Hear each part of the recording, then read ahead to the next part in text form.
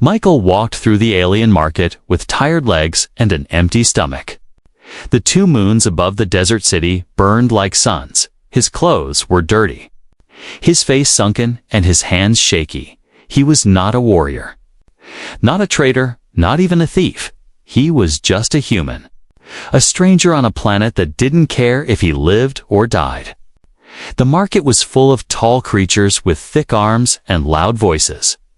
Some had horns, others had metal skin. All were busy buying or selling strange things, liquid crystals, beast meat, glowing stones. Michael tried to sell a broken power cell to a passing alien. But the alien growled and walked away. Another one hissed at him. No one wanted to deal with a weak human. Michael leaned against a wall and looked at the sky. He hadn't eaten in 2 days, he whispered. I need a miracle. Then everything changed. A large shadow fell over him. The crowd went quiet. Even the wind stopped for a second. Michael slowly looked up and froze. A giant alien woman stood before him. She was over 9 feet tall. Her skin was dark silver. Her long arms covered in glowing tattoos. Her eyes burned softly like blue fire. She wore heavy armor. But her face was calm, almost sad. Michael opened his mouth to speak, but no words came. She looked down at him for a long moment, studying him like a puzzle. Then she spoke in a deep, calm voice. You need strength. I need a husband. The crowd gasped. Whispers spread like fire. She wants a human. A husband. The widow of iron. Michael blinked. What? He said softly, still not sure he had heard her right. The giant woman repeated, I am Varka, widow of General Kale. Protector of the Iron Hills, she pointed to the broken power cell in his hand. You are hungry, weak, and alone. Her voice softened. But I see fight in your eyes. That is enough for me. Michael looked around. Everyone was staring. Some laughed, others looked angry, some looked afraid. He felt like he was in a dream. Was this real? A giant alien widow asking him to marry her. What happens if I say no? He asked carefully. Then you walk away, Varka said, and your bones will be dust in 3 days. And if I say yes, then you become mine, she said, and I protect what is mine. Michael's heart pounded. He had no home, no food, no one waiting for him. He had nothing left to lose. He looked up at her and nodded. Yes, the crowd exploded with noise. Some laughed, some cheered, others walked away in disgust. Varka reached down and lifted Michael with one arm as if he weighed nothing. She carried him through the market. Past the traders and soldiers, past temples and towers. Past curious stares and angry eyes. Michael didn't know where she was taking him or what his future would be. All he knew was his life had just changed forever. They reached a stone tower built into the side of a rocky hill. It was massive, cold and quiet. Varka set him down gently and opened the heavy door.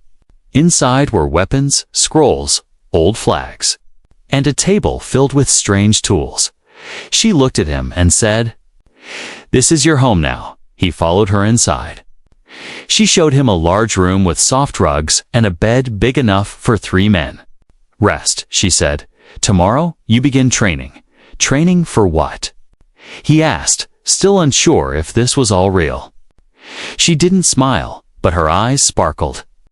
To survive, that night, Michael lay on the soft bed, staring at the ceiling. His stomach was finally full. But his mind was spinning. Who was this widow? Why had she really chosen him? Was it just kindness? Or something else? He got up and looked around the room. On one wall hung a massive sword too heavy for him to lift. On another wall was a painting of Varka standing with other warriors. Their faces were proud but sad. Some had red marks across them, gone. Maybe dead. A quiet wind blew outside, and Michael felt both safe and scared. He wasn't just a starving human anymore. He was the husband of a giant alien widow. Somewhere deep in the tower, a door creaked. A low humming sound echoed for a second. Then silence. Michael sat on the bed again. His heart beat fast. Maybe this place had secrets. Maybe Varka had secrets, and maybe he had just stepped into a life more dangerous than being alone. But one thing was clear. This was only the beginning. The morning sun rose over the rocky cliffs, casting long shadows across the iron hills. Michael stood at the edge of the balcony, looking out at the wild alien land. He had never seen a sky so big or clouds that moved like slow-burning fire. Behind him, the heavy doors of the stone tower creaked open. Varka stepped out, tall and silent as always. Her armor reflected the morning light. Her eyes calm but unreadable. "Come," she said. "Your training begins now." Michael followed her down the steps into a courtyard filled with old weapons.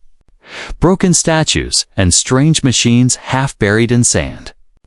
This place felt like a graveyard, but also like a war camp. Varka handed him a wooden staff. "This is not to kill," she said. "This is to learn balance." He took it in both hands. It felt awkward. He tried a swing and nearly fell over. Varka watched him without speaking. Then she showed him how to move slow, controlled, steady. Her movements were like water flowing over rock. His were like sticks crashing into each other. Hours passed, his arms ached, sweat poured down his face. But she didn't let him stop. "Pain is a teacher," she said. "Weakness is a seed. It can grow into strength if you feed it right. Later." They sat in the shade of the tower. Varka gave him dried fruit and cold water. She looked at the distant hills and spoke. "Long ago, I fought beside giants. My husband Kale led the army of the Iron Banner." Michael listened carefully. "What happened to him?" he asked. She looked down, silent for a long time. "He died," she finally said, "in the War of Fire Moons. He fell, saving our people from the Skorak raiders. I buried him with my own hands." Michael didn't know what to say. "I'm sorry," he whispered. Varka nodded once. He was strong. "But war is cruel." After he died, the others scattered. Some ran, some turned to stone. I stayed, I waited. Waited for what? Michael asked. "For someone," she said slowly. "Someone who would not run." That night, Michael wandered the halls of the tower. He found a dark hallway he hadn't seen before. The stone was colder there, and the walls were covered in faded symbols. At the end of the hallway was a door made of black metal. It looked old but strong. Curiosity pulled him closer. He placed his hand on it, and it clicked open. Inside was a small room lit by a single blue crystal. Maps covered the walls, old war plans, targets. Symbols of battles lost and won.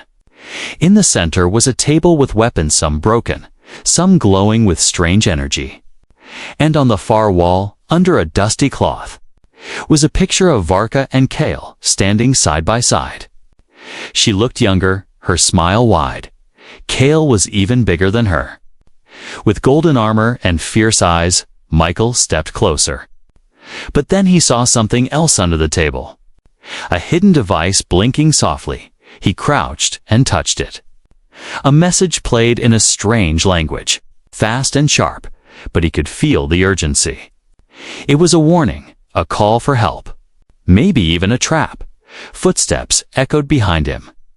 He turned quickly. Varka stood at the door, her face dark. "You were not meant to see this," she said. "I was just," he started. She raised a hand. "It is not your fault." Curiosity is a fire. She walked into the room and turned off the device. This was Kale's war table. He believed the enemy would return. He left plans to finish the fight. But no one remained to follow them. Michael looked at her. "Then why choose me?" He asked. "I'm not strong. I'm not a warrior. You are not." Varka agreed. Not yet, but you listen, you learn. You ask questions instead of hiding from them. That is strength too. He nodded slowly. So, what now? Now, she said, you keep training and you keep your eyes open. This world is not as quiet as it looks outside. Wind howled over the hills, far in the distance. A bird-like drone circled high in the sky. Watching, Michael didn't see it, but Varka did. Her hand touched the handle of her sword. Enemies were moving again. The past was not buried. It was waiting, and soon. The man who once begged for food in a dusty market would have to decide if he was ready to fight beside a giant alien widow.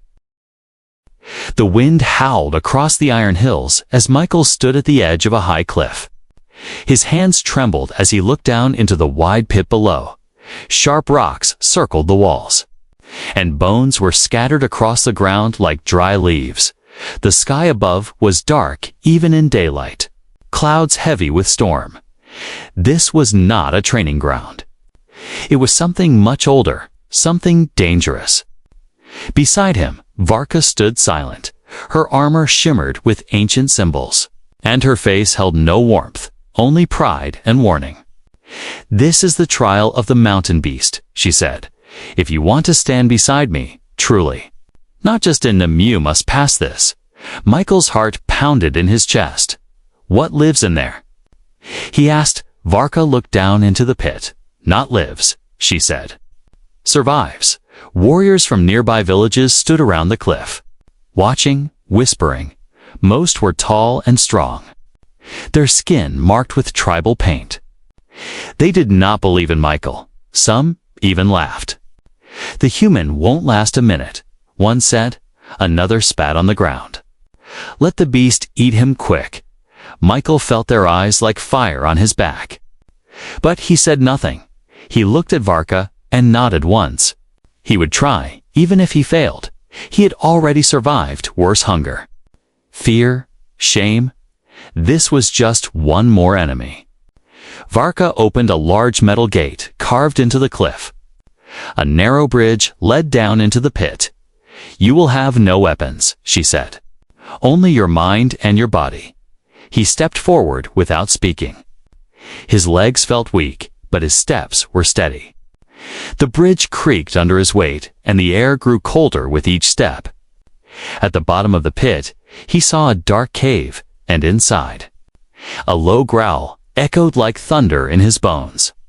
He picked up a rock and gripped it tightly, not as a weapon, but as a reminder he wasn't empty-handed. Not anymore. Suddenly, the beast appeared from the shadows. It was huge, larger than any animal Michael had ever seen. Its skin was like cracked stone, its eyes glowed orange, and its mouth held teeth as long as knives. It roared, shaking dust from the cliff walls, and charged forward. Michael didn't run. Instead, he jumped aside, rolling in the dirt as the beast smashed into the wall. He threw the rock at its head. It bounced off, doing nothing. The beast turned and roared again, angry now, faster. He ran toward the bones on the ground, picking up a broken piece of rib bone. Sharp and curved like a hook, he waited, breathing fast, watching the beast's every move when it charged again. Michael dove under its belly and stabbed upward with the bone. The creature screamed, kicking wildly, but he held on. Cutting again and again, he was covered in dirt and blood, both his and the beast's, but he didn't stop. Not until the beast collapsed with a final, heavy breath. Silence fell across the pit. The warriors above were no longer laughing. Varka looked down, her expression unreadable. Then she jumped down into the pit and walked to Michael. He stood, shaking and bleeding, but alive. You did not win with strength, she said. You won with fire. He smiled weakly. I won because I was scared. She placed a hand on his shoulder. Her touch gentle now. Courage is not the absence of fear, she said. It is walking into the dark while fear walks beside you. The crowd above began to cheer. Slowly at first, then louder. Some even bowed their heads in respect. The human had done what many of their own had failed to do. Back in the tower, Michael sat by the fire. Varka placed healing stones on his wounds. Their light sank into his skin. Easing the pain, he looked at her and asked, "Was this truly a test?" "Yes," she said, "but not just for you." He tilted his head, confused. "What do you mean?" Varka looked into the fire. "I needed to see what kind of man you were. Not just with your hands, but your heart. And now I know. Outside, far from the hills." A silent watcher adjusted the lens on a spy drone, transmitting everything back to a dark ship hidden in the clouds. The signal pulsed once message received.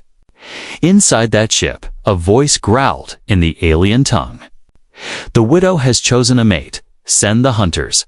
Michael didn't know that his trial had only just begun. The beast was just the first step. The real danger was now watching him from above. But for now, he sat quietly. A bruised smile on his face for the first time. He felt like more than a survivor. He felt like a warrior. The sky above the Iron Hills turned dark, not from clouds, but from shadows. The villagers looked up and saw thin shapes floating across the sky, silent, cold and fast. Enemy drones, black like ash, with glowing red eyes.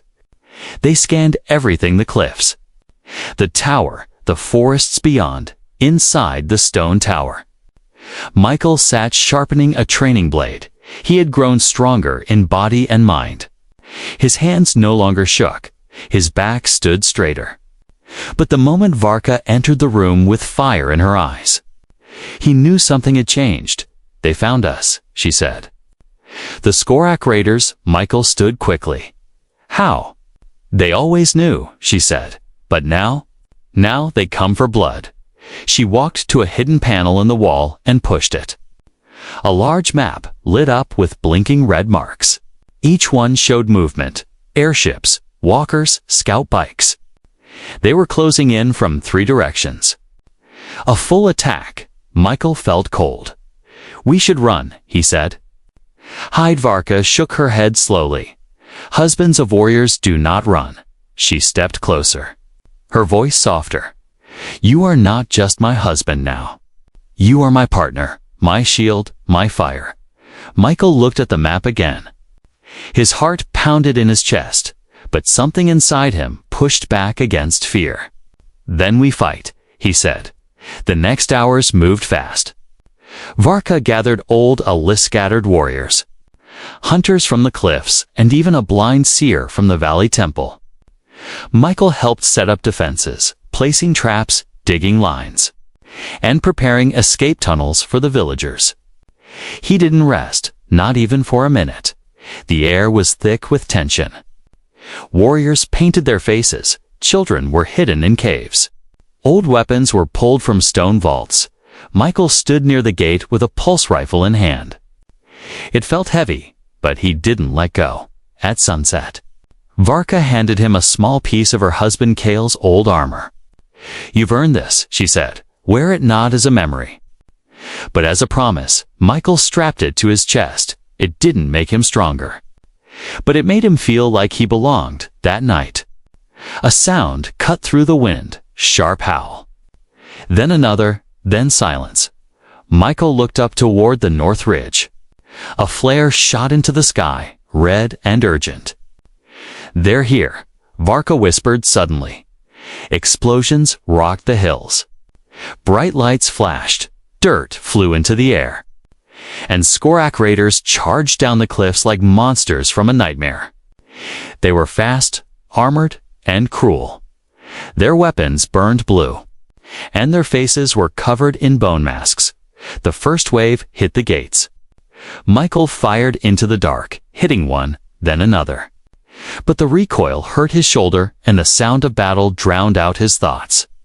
He saw Varka leaping from wall to wall, cutting down enemies like lightning. Her blades sang through the air, and her roar echoed across the valley. Michael turned to protect the side gate, but suddenly it exploded.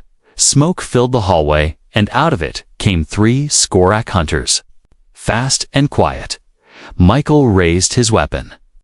But it jammed. One of them lunged.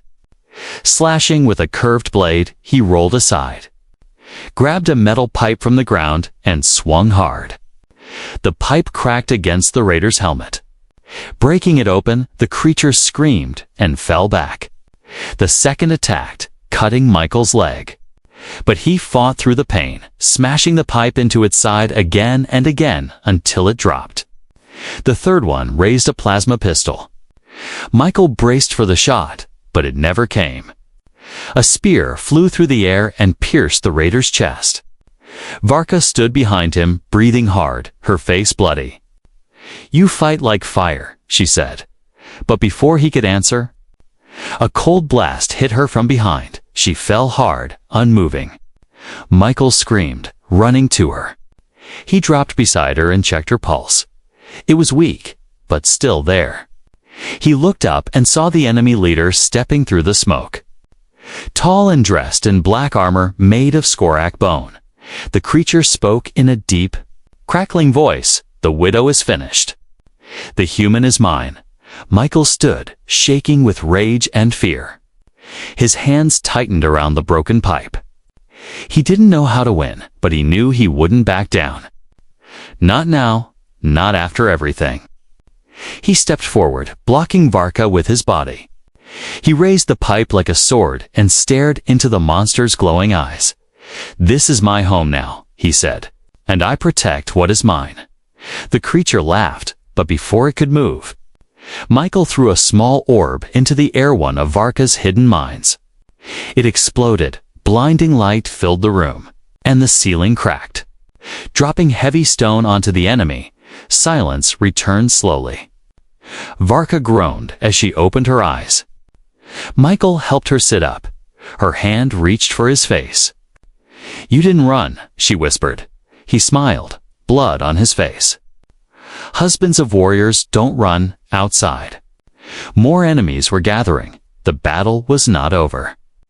But now they knew this human would not break, not for anyone. Smoke covered the iron hills like a blanket of ash. Fires burned in the distance, and the sky was full of red light from explosions and plasma shots. The ground shook under the weight of war machines rolling across the land. Above them, Skorak airships buzzed like angry insects, dropping bombs and shadowing the valley in fear. Michael stood in the broken gateway of the tower, his face covered in dust and blood. He held a spear in one hand and a small detonator in the other. His leg still hurt from the last fight. But he didn't slow down. He couldn't. Varka was alive, but badly wounded. And their people were being hunted like prey. If he stopped, they would all fall around him. Villagers and warriors gathered, some limping, some bleeding. Their faces looked toward him not with doubt anymore, but with hope. They had seen him fight. They had seen him bleed and still stand. Varka was their giant, but now Michael had become their fire. He climbed onto a broken wall and raised his voice. "They think we are weak," he shouted. "They think we are finished." Silence spread across the courtyard. Only the crackling of fire filled the air. "But I say no," Michael said, louder now. "We are still breathing. We are still fighting.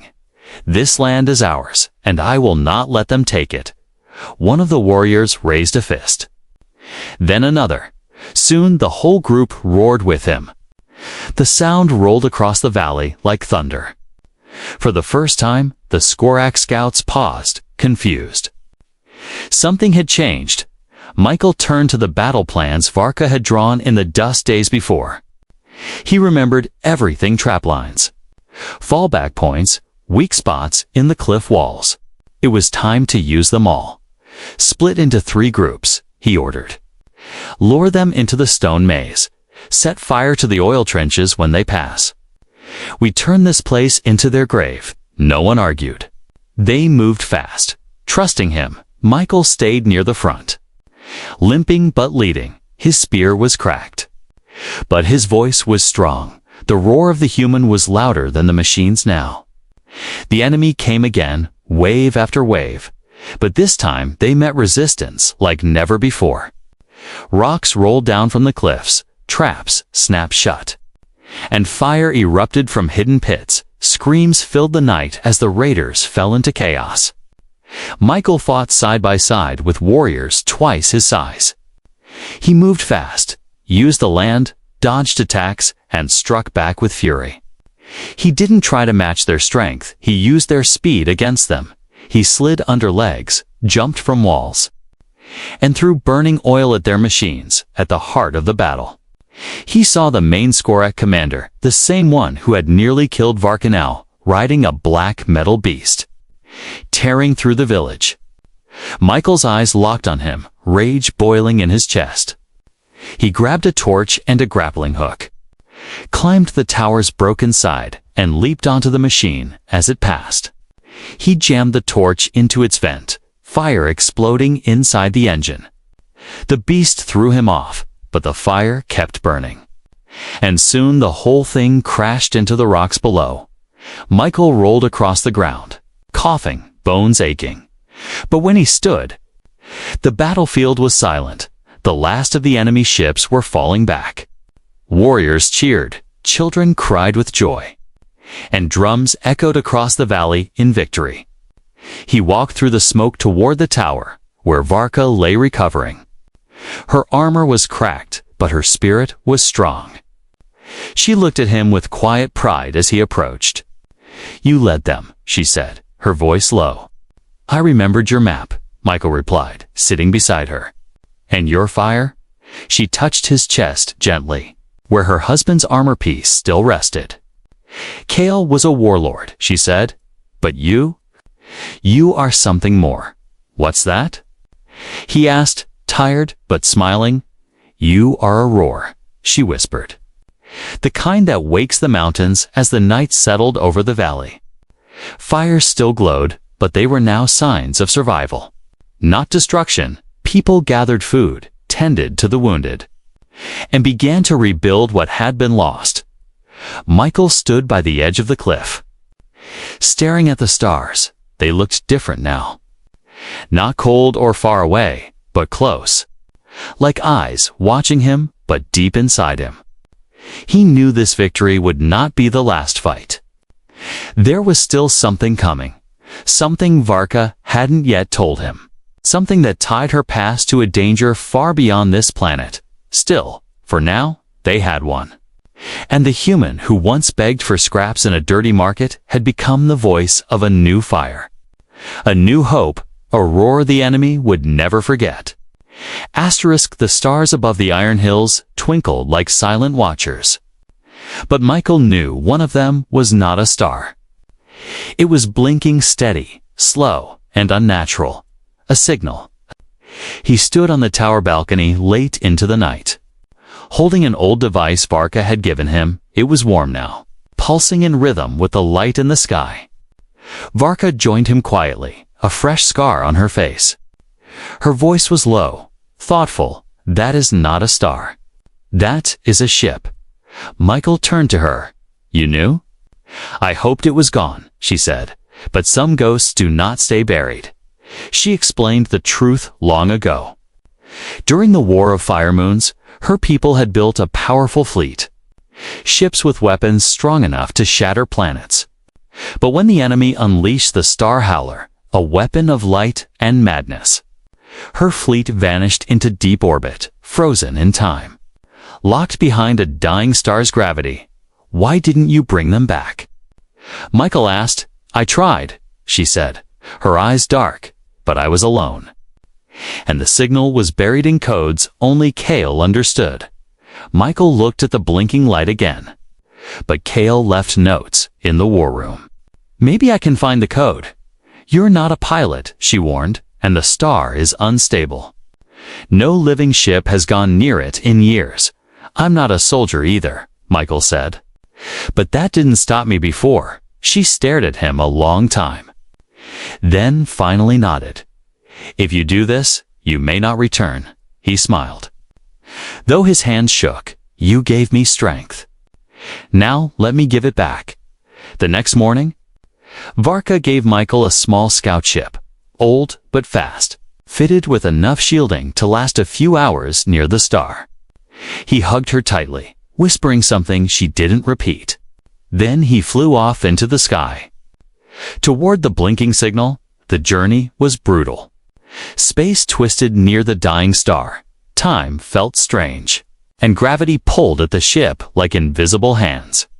Alarms screamed and metal groaned, but Michael held the controls tight, guided by Kale's old code and Varka's steady voice in his heart. Finally, through the burning clouds of light, he saw them dozens of ships, floating like statues around the dying star. Their hulls were cracked, but still strong. Engines silent, but intact. They looked asleep. He activated the beacon Kale had hidden in the device. It pulsed once, then again, lights flickered on the nearest ship. Then more, one by one, systems began to wake. The fleet was not dead, only sleeping, but then something else moved. A shape, dark and massive, slid from the shadow of the star. A forgotten weapon, an ancient Skorak AI warship, left behind to guard the graveyard.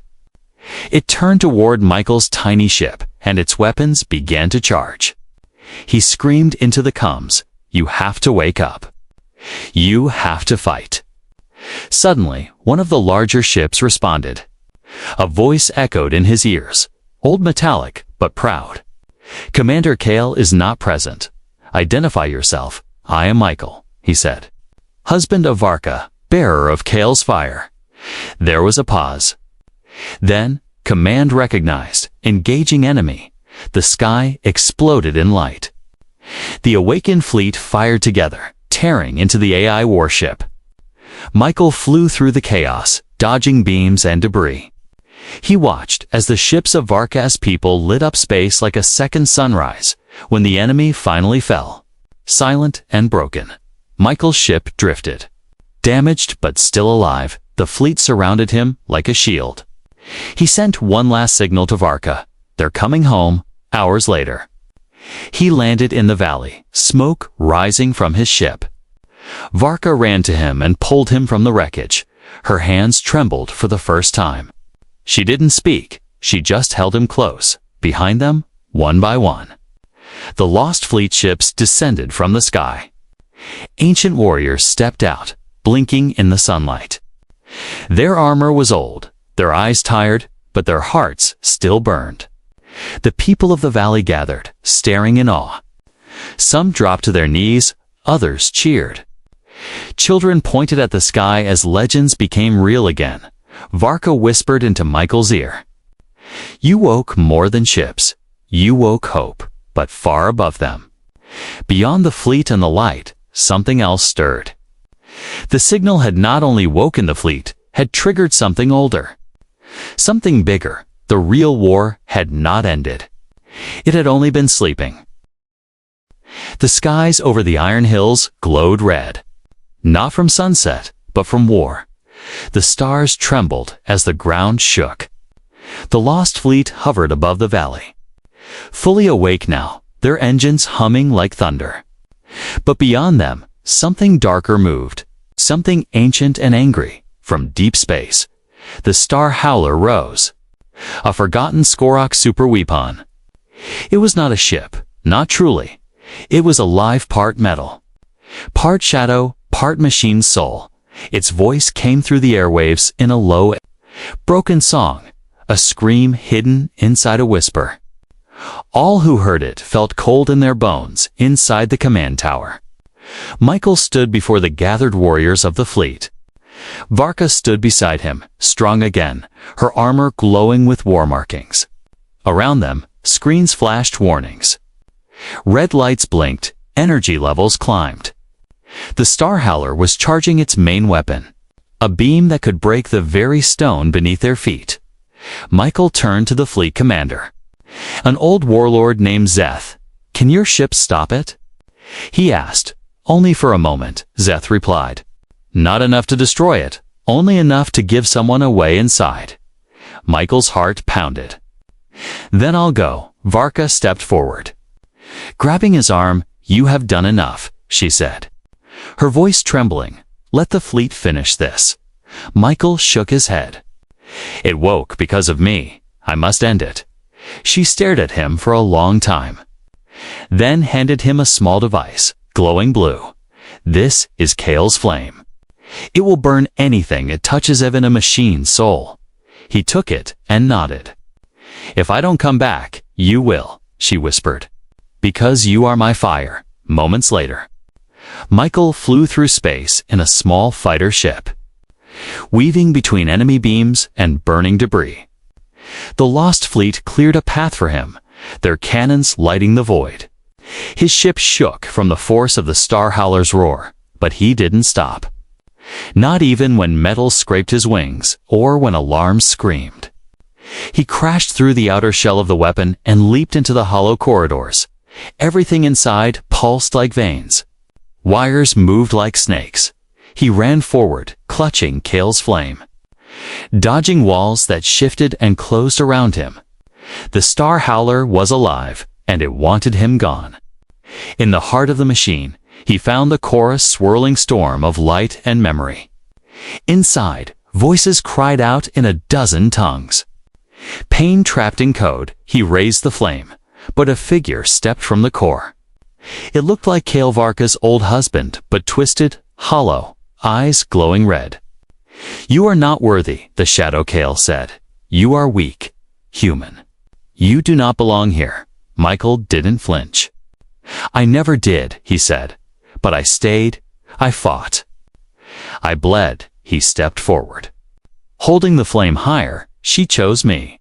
Not your memory." The shadow screamed and lunged. But Michael drove the flame into the core. Light burst out, shaking the ship. The scream turned into silence, and then nothing outside. The Star Howler cracked and broke apart, pieces falling into the stars like ashes. The fleet cheered, their signals bright with victory. Varka waited by the cliff, her eyes locked on the sky. Her heart beat fast, her hands shaking, praying to gods long forgotten. Then, through the fire, a signal blinked. Michael's ship returning, damaged but alive. He landed rough. The hatch barely opening, Varka ran to him, pulled him from the cockpit, and kissed him in front of everyone. No one laughed, no one spoke. They all watched the widow embrace the man who had done what even legends could not. That night, they lit fires across the valley. Not for war, but for peace. The lost fleet took new vows to protect the world they once abandoned. The villagers sang songs of the human who became a husband of fire. A warrior not by blood, but by choice. Michael stood at the top of the tower, looking out over the land. Beside him, Varka held his hand. Their scars matched now, their strength shared. He wasn't a stranger anymore. He was part of the flame. And far above, in the quiet sky, the stars finally watched in silence. No longer blinking in warning, but in peace.